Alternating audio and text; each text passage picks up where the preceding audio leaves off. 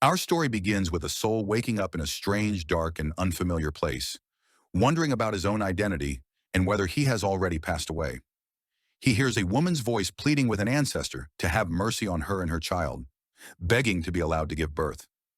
The response, however, is a firm refusal. Another voice confirms that the Valley of the Medicine God has determined the mother's origin has been damaged, her innate talent is insufficient, and that the fetus in her womb has an ordinary foundation. That voice continues to question how the prestigious Luo clan could ever produce such a worthless offspring without becoming a laughingstock to all the other clans. As he listens, the hero wonders about the source of this conversation and what it could possibly mean to be a fetus with an innate deficiency. Suddenly, the horrifying truth crashes down on him. He has been transported to a fantasy world as an unborn child. He sees his pregnant mother before him and realizes, with dawning dread, that he is the child they are talking about. He watches as an elder seems determined to abandon him, and he contemplates the sheer cruelty of a world governed by strength, a world where the weak are cast aside, even as fetuses. A woman named Shantian yells at his mother, questioning how a child with damaged root bones could ever be allowed to share the resources and luck of the Luo clan, especially when compared to another fetus in the clan, which is considered a celestial body. The mother responds angrily, reminding Shantian that she was the one who transferred her own innate true energy to save an injured man, and that this noble act is what caused her child's root bones to be damaged in the first place. But Shantian gives her only one choice: either leave the Luo clan forever or abandon her child. His mother is shocked by these impossible options. The unborn child wonders what kind of scum would force a mother to make such a decision and anxiously awaits her choice. His mother, whose name is revealed to be Jiang Qixin, makes a defiant decision. She announces that she will leave the Luo clan. The elder and Shantian look at her in utter shock. Jiang Qixin declares that from this day forward, her life and the life of her child will have nothing to do with the Luo clan. In that moment, the child silently vows to his mother that although he is weak, he will work hard to cultivate, and together they will earn back their dignity. In that moment of pure determination, an electronic system called the late bloomer system appears before him, bound to his soul. He is shocked and excited to have a system, but he quickly becomes angry at its name, shouting that he hasn't even been born yet to be called a late bloomer. He discovers the full name is the System of Late Blooming Greatness, and wonders if this system has shown up 300 years too early. The system then shows him a horrifying glimpse of his original, difficult future, a timeline where he and his mother are unable to cultivate and are subjected to ridicule and contempt from everyone. It shows his half-brother achieving the Tao, while he is forced to rely on pills his mother begged for just to stay alive, and reveals that his determination to defy fate only came after witnessing his mother's tragic death. The fetus adamantly rejects this destiny, screaming for the system to stop showing him the vision. Realizing that the system's early arrival is his one chance, he decides to turn his life from a failure into a triumph, vowing that he will rewrite his story and become a miracle that sweeps through the heavens. The system presents him with a beginner's mission: to cultivate for the first time and amaze his mother. The reward: fusion with the legendary archaic sacred body. He is stunned. The system explains that this body grants invincible physical strength, capable of challenging the ancient emperors of old. He realizes that with this gift, he can definitely defy his cruel fate. Taking advantage of being in the womb, he begins to circulate spiritual energy through fetal breathing. His mother feels a strange activity inside her and wonders in shock if her son has already started cultivating while still inside her womb. The system announces the completion of the mission and begins the fusion process, which activates the legacy of the ancient sages. His mother notices a strange phenomenon resembling lightning outside, and in her consciousness, she sees visions of ancient emperors, beings before whom even heroes are nothing. She feels a flow of golden spiritual essence repairing her own damaged foundations, and her confusion grows as to how such a phenomenon could come from her supposedly deficient child. The system explains the cultivation path, which begins with blood transformation, cave heaven, and spirit manifestation. One who can break through spirit manifestation before adulthood and reach the venerable realm is considered a miracle among miracles. The system then displays the new status of the child, now named Zhangwang. With his new archaic sacred body, he has already reached the first level of blood transformation, then rapidly advances through the second, third, and fourth levels. Zhangwang declares that this moment is the starting point for rewriting his destiny. Elsewhere, his mother arrives at a large residence, announcing her return to her eldest brother and sister-in-law. She is received by her brother, who explains that they went to seek help from a higher sect to treat her child because no one in their region dares to anger the powerful Luo clan. His wife, however, responds harshly, accusing Jiang Qixin of crawling back for help after being cast out. She looks at her with a sarcastic tone, implying that she's only returned looking for scraps. Jiang Qixin replies sadly that she wants nothing but her child's safety, and her brother angrily intervenes, ordering his wife to hold her tongue and assuring his sister that the Yang clan will provide all necessary resources for his nephew. He tries to calm his sister, asking her not to be affected by his wife's harsh words, but she assures him that it doesn't bother her. Meanwhile, the fetus, Zhang Wang, thinks that his mother is not being bullied as he expected. On the contrary, he feels a warmth and welcome in the Zhang clan that far exceeds anything he experienced in the Luo clan. His thoughts are interrupted by the arrival of his grandparents, who announce they have brought a distinguished figure with them. Sage Miao from the Palace of Creation. The fetus is mesmerized by the sage's breathtaking beauty. Suddenly, his system reappears, presenting him with a new mission. Zhang Wang realizes the system must automatically react when encountering a powerful person and decides that if he shows his talent early, it will make the clan value his mother even more. His mother, Jiang Qixin, steps forward and respectfully asks the sage for help, while the fetus plans to astound the sage with the power of his new archaic sacred body. The sage asks everyone to wait outside while she examines the mother and child. She reassures them that she won't use any spiritual power because the fetus is weak. The fetus hears the word weak and thinks sarcastically, challenging her to say that to his archaic sacred body. As soon as the sage places her hand on the mother's wrist, her expression changes. She feels a terrifying aura coming from a chaotic, primordial era.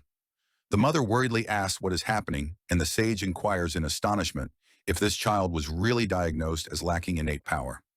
The mother confirms this was the diagnosis of the Luo clan's healers. The sage decides she will see for herself and begins to use her power to examine him.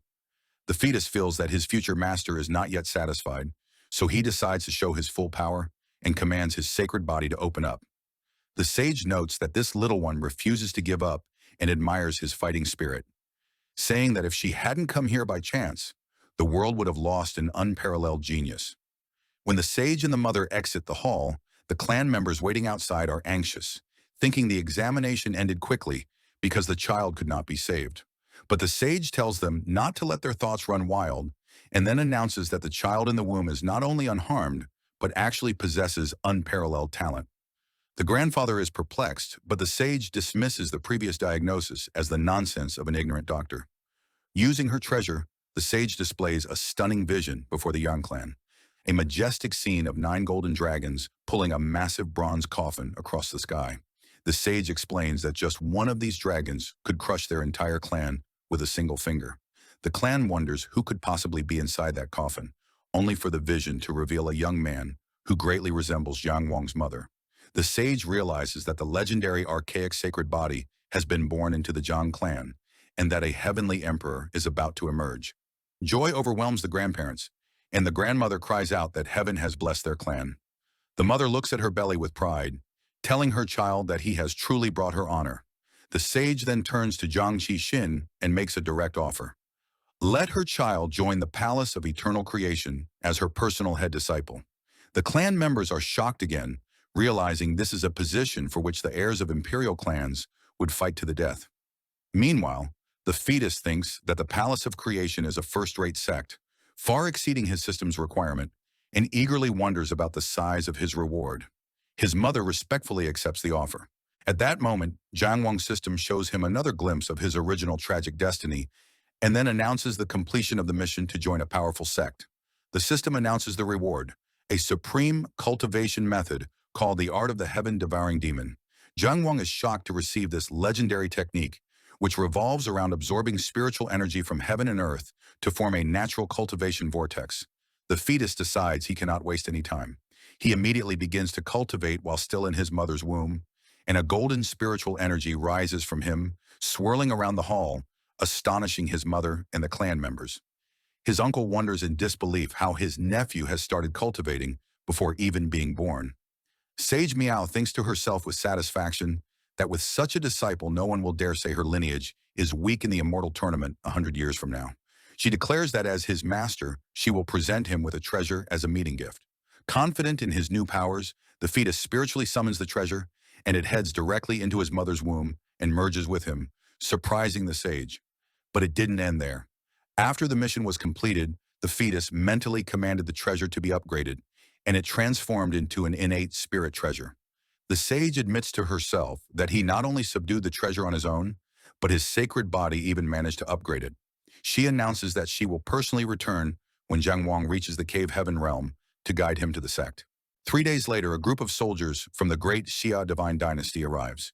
They storm into the Zhang clan's hall and demand that the person in charge come out. The mother immediately realizes they have heard the news of her expulsion from the Luo clan and have come to annul his engagement. The leader of the soldiers addresses the fetus's uncle, reminding him of the marriage arranged decades ago. The uncle angrily asks why they have stormed their hall. The leader introduces himself as General Wui and formally announces that the marriage agreement has been annulled. The uncle erupts in anger, yelling that their dynasty was the one who sought this political marriage in the first place, and now they come to annul it without any respect. General Wei retorts that the news of Jiang Qixin's expulsion has spread everywhere, and that her child is no longer the legitimate heir, questioning how the small Jiang clan could be worthy of an alliance. The fetus internally scoffs, vowing that this general will kneel before him. The general continues his insults, calling him the inferior deficient root of the Yang clan. The uncle threatens to execute him for his insolence. The general scoffs at the uncle and moves to attack the fetus to dispose of the useless trash. The fetus is enraged by the attempt to harm his mother. Suddenly, a huge spiritual hand appears and stops the general's attack. 2 old elders appear, laughing and mocking the family's grandfather. General Wui introduces them as the Xuanming elders, cultivators from their dynasty's court. The uncle shouts angrily, accusing the dynasty of allying with these notorious and disgraceful elders, and questions if their dynasty feels any shame. One of the elders responds angrily, asking the uncle condescendingly if it was his turn to speak. One of the elders attacks the uncle, forcing the grandfather to intervene to protect him, who is forcefully pushed back while catching him. In the chaos, the other elder takes the opportunity to launch a deadly sword attack on the pregnant mother, Yang Qixin, sneering that the old grandfather wouldn't be able to protect everyone. Immediately, the fetus's system issues a warning of a fatal threat and gives him an emergency mission to protect his mother from being killed. The fetus blazes with fury, considering that targeting a pregnant woman is the height of depravity. Jiang Wang activates the heaven-devouring demon art, commanding it to swallow the attack. A vortex forms, pulling in the spiritual power from the elders' attacks, leaving them shocked and bewildered. The terrified elders decide to attack together, launching blue ghostly hands. The fetus responds by using his innate spirit treasure, creating the heaven and earth cold flame barrier, intending to burn them to death.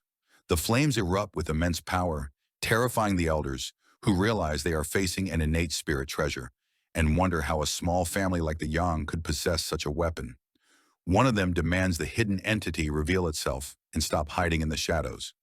The system announces the successful completion of the mission to survive a life and death crisis, rewarding Yang Wang with a 9-turn Great Mysterious Rebirth pill. The instructions explain that this pill instantly restores spiritual power upon ingestion, and the fetus feels confident, vowing to restore the Zhang family's honor that day. Miles away, Sage Miao feels the activation of the spirit treasure and marvels that her disciple had used it only 3 days after she had left. She focuses her power to see what is happening, and a spiritual projection of her appears above the Yang family's hall, angrily asking who the blind fool is that dared to harm her disciple. She descends forcefully into the hall, declaring that this child is the head disciple of the Palace of Eternal Creation, and questions who gave them the audacity to attack him. The fetus is surprised by his master's presence, guessing she must have left an emergency measure within the treasure. One of the elders refuses to believe it and attacks the sage's projection, accusing her of deception.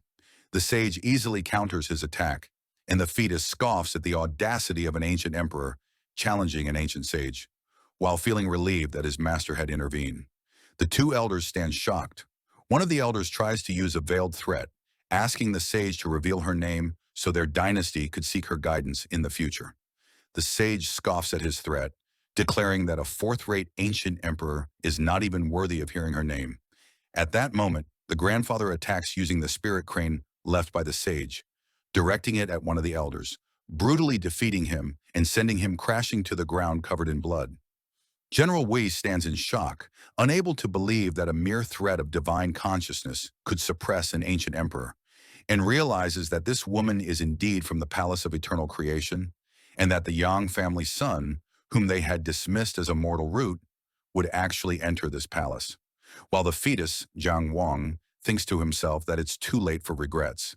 The defeated elder urges the general to retreat.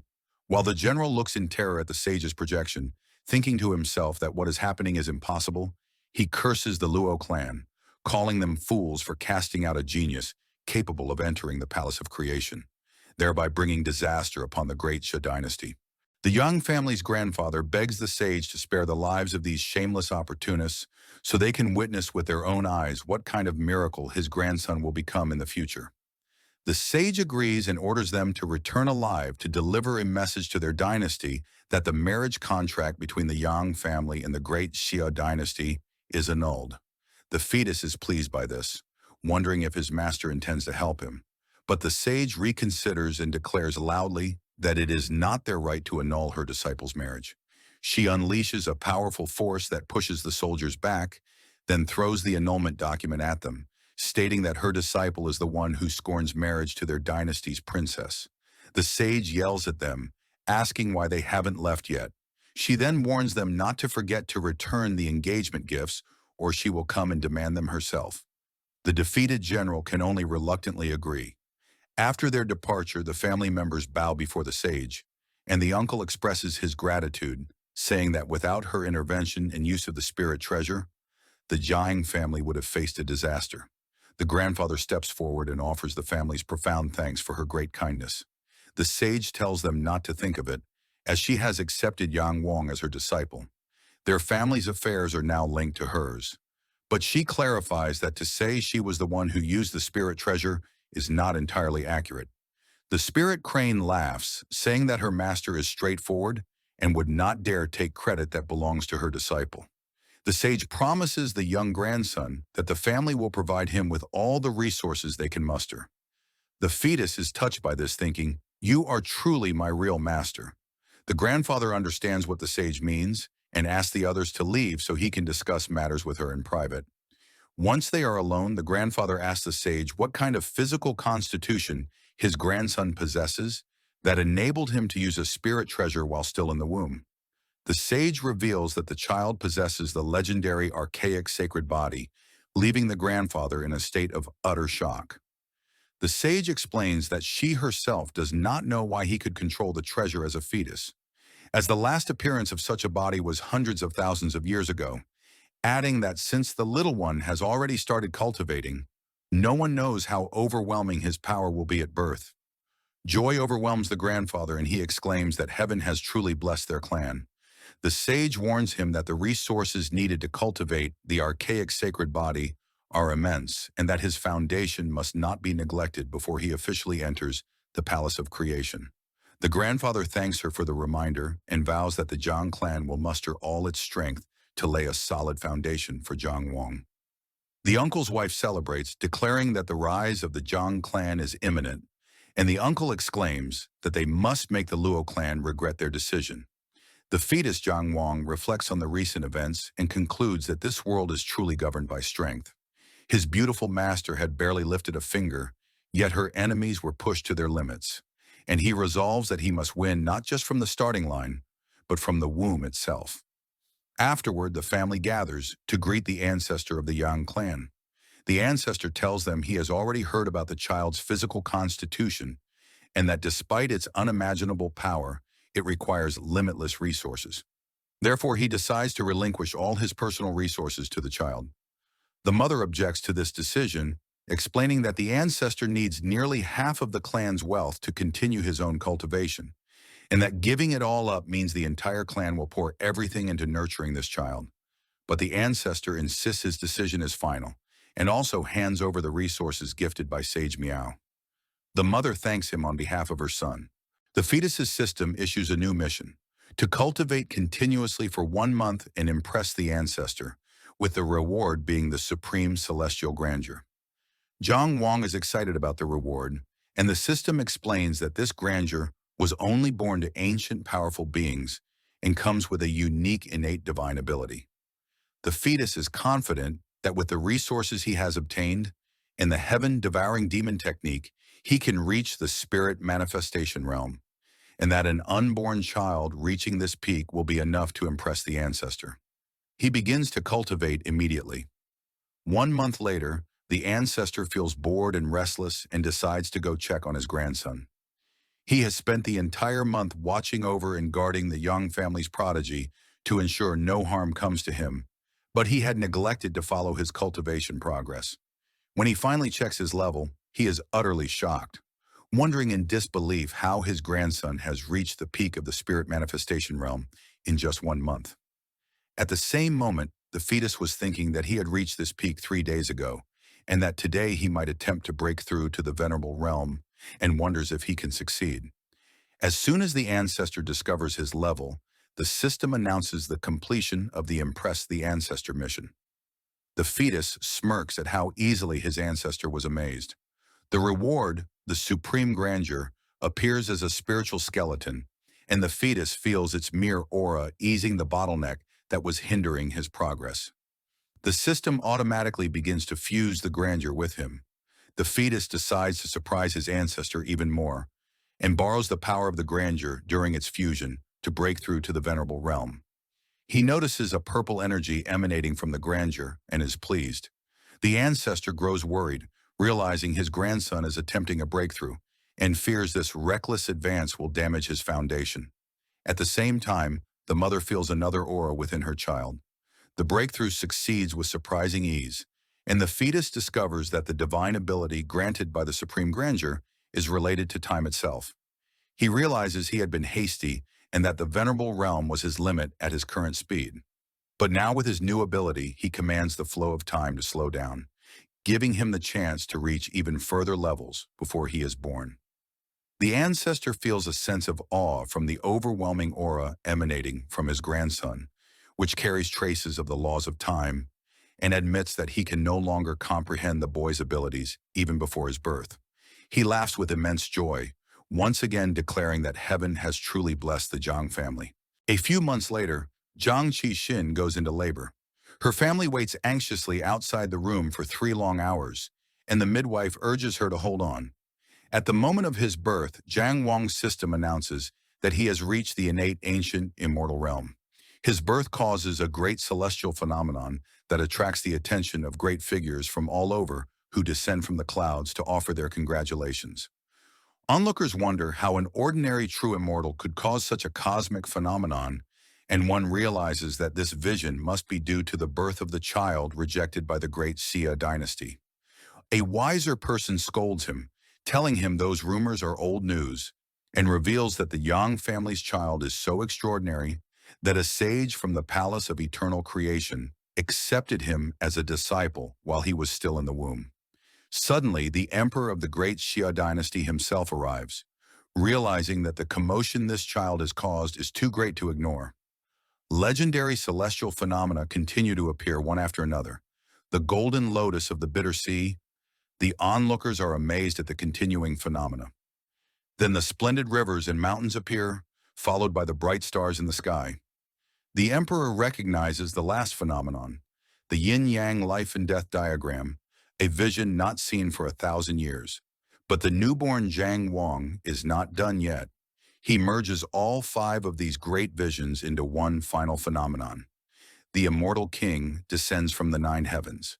The ancestor stands with tears in his eyes, proudly declaring that his grandson, Zhang Wang, carries the bearing of a future great emperor. The emperor of the Xia dynasty feels deep regret, wishing this child had been born into his dynasty. He considers rearranging the marriage, but dismisses the idea out of shame. Meanwhile, the mother holds her child, telling him that he is her true pride. Onlookers comment that the Luo clan must be feeling the bitter pangs of regret now. The emperor, however, reaches a grim conclusion. Since they have offended such a prodigy, their only option now is to eliminate him in his cradle.